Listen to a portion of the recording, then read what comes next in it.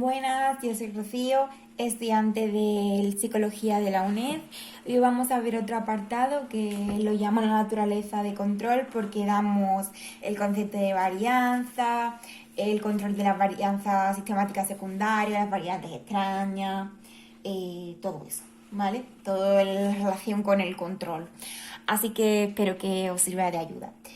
Concepto de varianza. Pues tenemos la varianza total, la sistemática y la varianza error. Venga, ¿qué es la varianza total? Es la variabilidad observada en las medidas de la variable dependiente. Refleja todas las variaciones. En situación ideal, estaría provocada solamente por los efectos del tratamiento o de la variable independiente.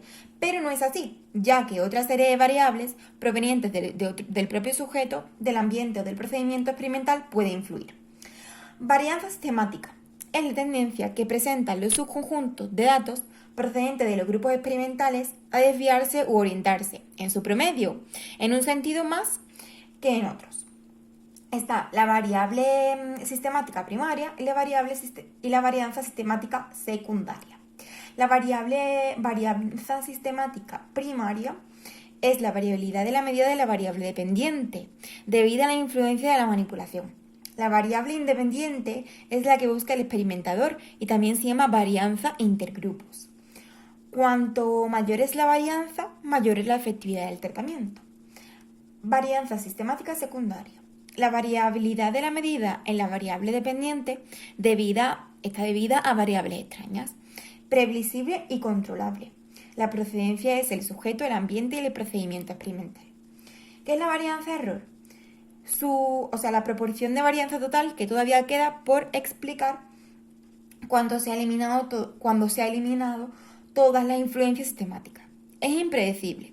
Su procedencia son factores aleatorios, es decir, errores de medida procedentes de los modelos o instrumentos utilizados, diferencias individuales de los sujetos dentro de cada grupo y procedimiento experimental.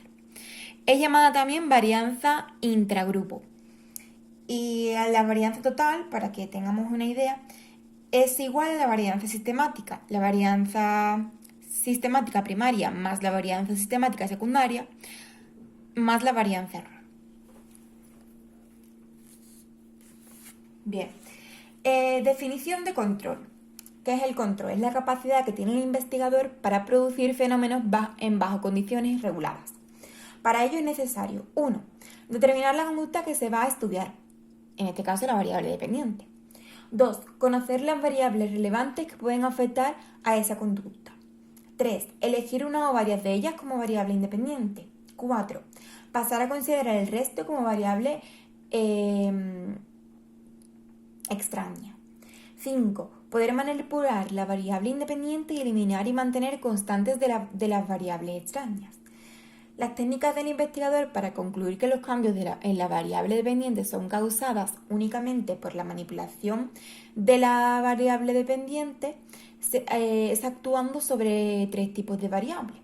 La variable independiente, que es manipulándola para aplicar los valores que él decide y cuando él decide. La variable extraña, que sería controlándolas, eliminándolas o intentando que influyan de la misma manera en ambos grupos, y los factores aleatorios, que es minimizando su influencia. Esto es importante. Principio máximo, guión mínimo, guión con, lleva lugar a maximizar la varianza sistemática P, minimizar la variable extraña y controlar las variables sistemáticas secundarias. Maximización de la variable sistemática primaria. Bien, vamos a tener la minimización de la varianza error también y el control de varianza sistemática secundaria, que estarían las variables extrañas, ¿vale? Empezamos con la maximización de la variable sistemática primaria.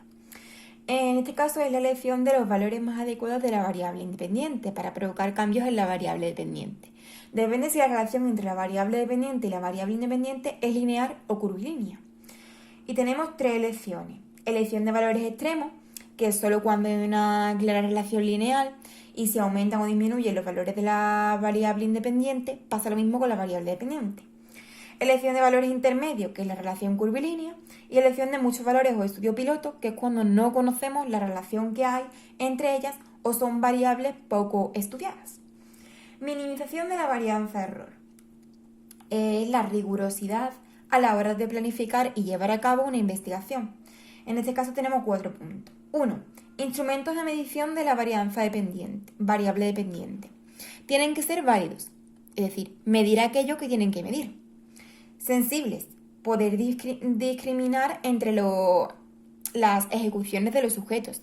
Y fiables, producir puntuaciones con poca variabilidad del sujeto en diferentes ocasiones. 2. Tamaño de los grupos. Cuanto mayor sea, mayor posibilidad de que los errores aleatorios se cancelen entre sí. Y tenemos 3, las instrucciones, que tienen que ser claras e iguales para todos los sujetos. Y 4, el experimentador, el mismo en todos los grupos y que no conozca las hipótesis. Bien, control de varianza sistemática secundaria, variables extrañas. En este control de varianza sistemática secundaria tenemos las fuentes de la varianza sistemática secundaria, tenemos las técnicas de control, que son muchas y que le iremos viendo poco a poco, ¿vale? Empezamos. Las fuentes de la varianza sistemática secundaria. Tenemos 3 fuentes. Variables de sujeto, que son diferencias individuales de los sujetos participantes. 2. Aspectos ambientales, que son las condiciones físicas en las que se realiza el experimento. Y 3. Procedimiento experimental, quiere decir instrumentos, instrucciones, experimentados. Tenemos 2 situaciones. Las situaciones intergrupo y las situaciones intragrupo. Las situaciones intergrupo, la varianza extraña relacionadas con los sujetos asegurando la equivalencia de grupos y que solo los diferencie el tratamiento. Y las situaciones intragrupo quiere decir que controlar que el aprendizaje de la estrategia no sirva para la siguiente. El orden de presentación de los estímulos no influye en los resultados y que el tratamiento no deje efectos residuales que contaminen el resto. Bien. Técnicas de control.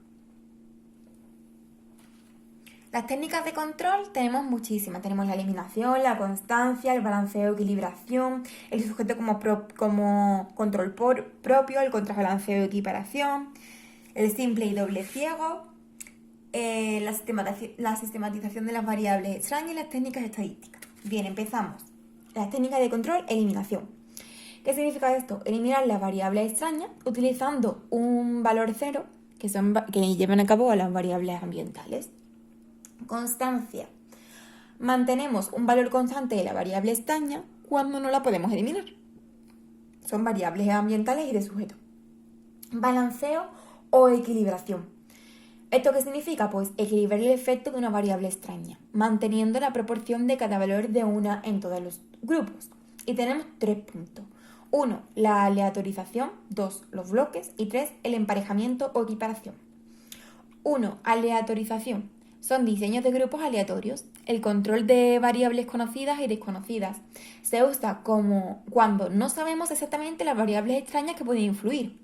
Las variables extrañas que pueden influir tienen la misma probabilidad de hacerlo en todos los grupos. Por eso es necesario una muestra grande. 2. Bloques. Son subgrupos de sujetos. Estos son los bloques, con puntuaciones similares a una variable extraña, a la variable de bloqueo, muy relacionado con la variable dependiente. Después se asigna aleatoriamente el mismo grupo de sujetos en cada bloque de cada grupo. Y punto 3, el emparejamiento o equiparación. Asignar a cada uno de los grupos sujetos que posean la misma puntuación en una o varias variables extrañas. Variables de emparejamiento. Muy relacionadas con la variable dependiente o las mismas con la misma variable dependiente. Su efectividad depende del grado de correlación entre las variables. Son útiles en muestras más pequeñas. Sujeto como control propio. Otra técnica. Tenemos el diseño intrasujeto, que los mismos participantes pasan por todas las condiciones experimentales, por tanto las variables extrañas de sujeto se mantienen constantes. Esto quiere decir que se puede producir error progresivo o efecto de orden. Que es una técnica de control llamada contrabalanceo o equiponderación. ¿Cuándo se usa? Pues se usa para controlar el error progresivo o efecto de orden. El contrabalanceo intrasujeto y el intragrupo tenemos. El intrasujeto, el sujeto recibe el tratamiento en un determinado orden y después en el orden inverso. El inconveniente que tiene es que cada sujeto recibe cada tratamiento más de una vez. El contrabalanceo intragrupo es administrar secuencias diferentes de tratamiento a diferentes subgrupos de sujetos. Bien, luego tenemos contrabalanceo completo o incompleto. El completo se utiliza en todas las permutaciones posibles de los órdenes de los tratamientos. Una vez establecidas las secuencias, se divide la muestra en subgrupos con el mismo número de sujetos y aleatoriamente aplicamos una secuencia de cada subgrupo.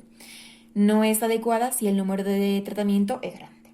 El incompleto solo se aplican al sujeto alguna secuencia de tratamientos, es decir, no todas las permutaciones. Y en el incompleto tenemos con estructura de cuadrado latino o aleatorio. Con estructura de cuadrado latino significa que se utiliza tantas secuencias como tratamientos haya. Cada secuencia se administra en un subgrupo de sujetos y cada condición experimental aparece una sola vez en cada fila y en cada columna y en cada posición ordinal. Y el aleatorio sería seleccionar aleatoriamente de todas las secuencias posibles, tantas como participantes haya en la muestra, y aplicar aleatoriamente una secuencia de cada participante. Bien, tenemos otra técnica de control, simple y de doble ciego. Tenemos el simple ciego, que serían sujetos o experimentador desconocen la situación experimental en la que se encuentran, y el doble ciego, ni sujeto ni experimentador conocen en qué condición se encuentran. Perfecto. Más técnicas de control. Tenemos la sistematización de las variables extrañas, que es que el investigador convierte una variable extraña en variable independiente y la incorpora en la investigación. Y las técnicas estadísticas es otra técnica de control. No es directamente el control sobre las variables extrañas, sino aplicando posteriormente a la investigación ciertos procedimientos estadísticos. Por ejemplo, esto lleva a la correlación parcial y ANCOVA, que son útiles en conductas muy complejas donde es difícil aislar sus variables determinantes. Bueno, pues hasta aquí, muchas gracias. Espero que todas estas técnicas de control os hayan ayudado a esquematizarlas un poco y ordenarlas un poco en la mente, ya que hay muchísimos conceptos y parece que todo es lo mismo. Gracias y un saludo hasta el próximo vídeo.